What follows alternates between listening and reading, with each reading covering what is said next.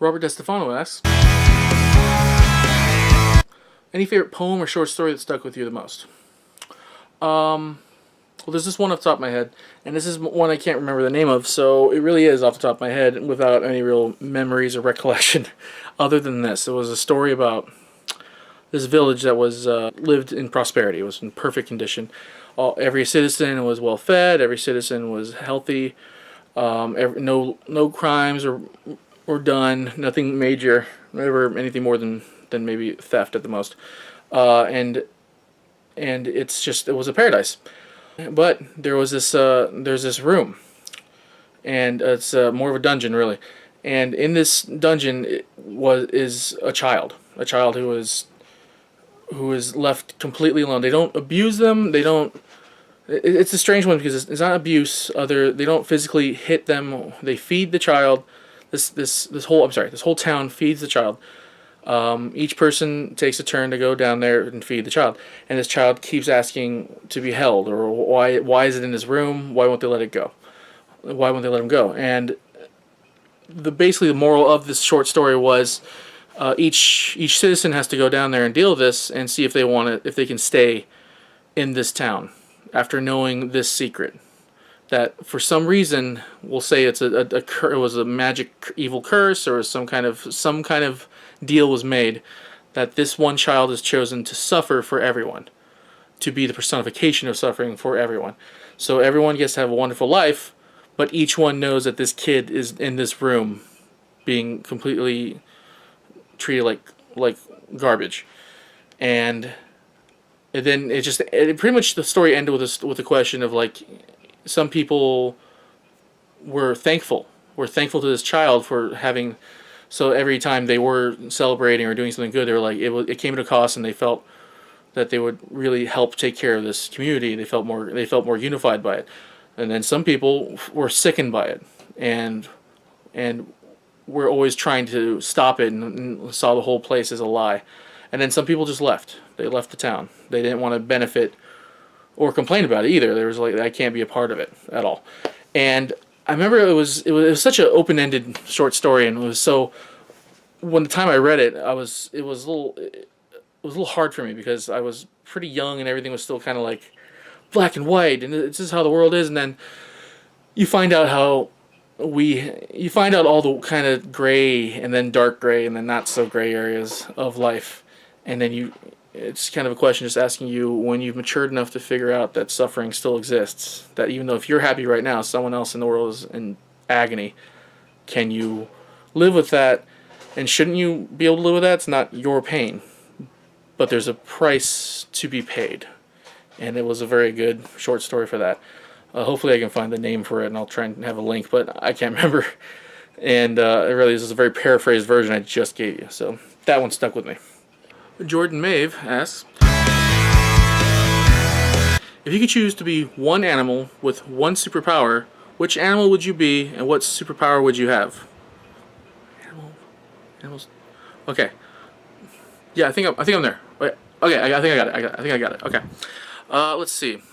I would choose flying squirrel with invulnerability.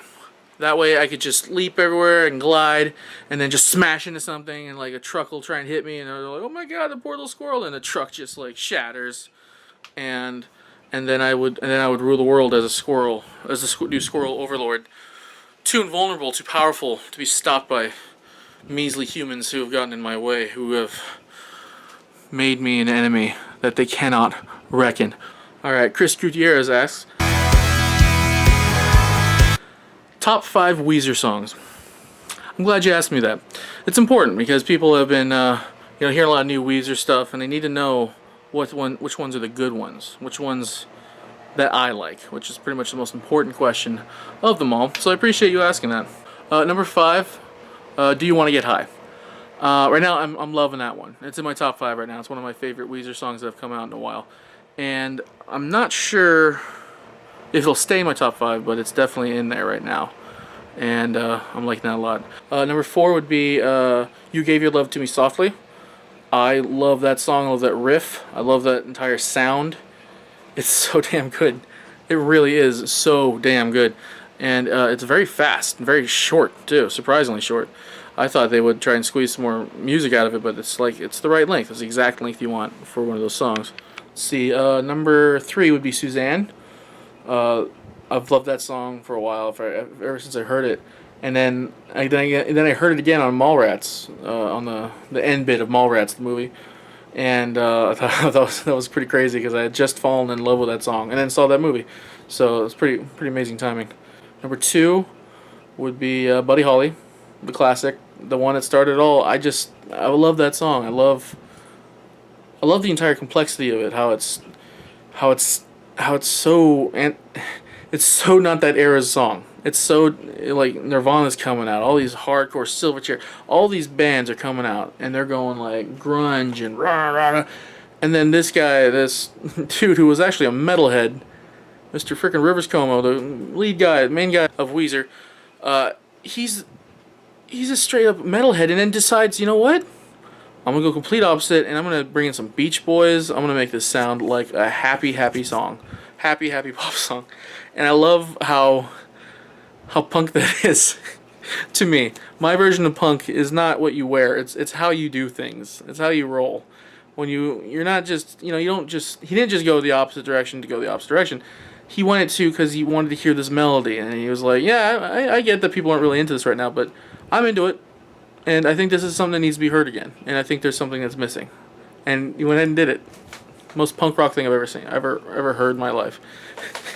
His Buddy Holly about the most unpunk rock song and most unpunk rock character possible. I don't know. I love it. I love it for a lot of reasons, and it hit on a lot of cylinders that very few songs can hit on. And then number 1, Only in Dreams. That's the last song on the Blue album, and it's one of their longest songs. I think it clocks in at 9 minutes. I'm not sure. I have to double check that. But it's a very long song that really, I mean, it's done, and then they just have this kind of outro that goes on for a long time after the main song is over. And I love the main song. I love the main part of it. I love the lyrics.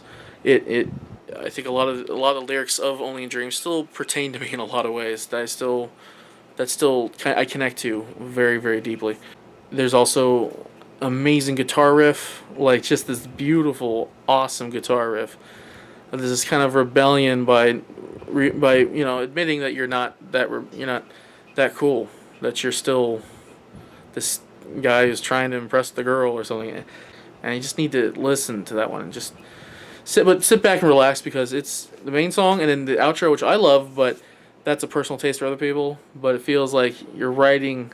It feels like this big emotional climax and expression and statement that then just kind of goes into this, like, you're feeling it. You're part of it, and it's the emotional highs and lows of it, and kind of just this entire complex journey that is love, but not even love, but just being infatuated and with someone else, and being someone else that's not you, just kind of taking your whole mind's all the space in your head.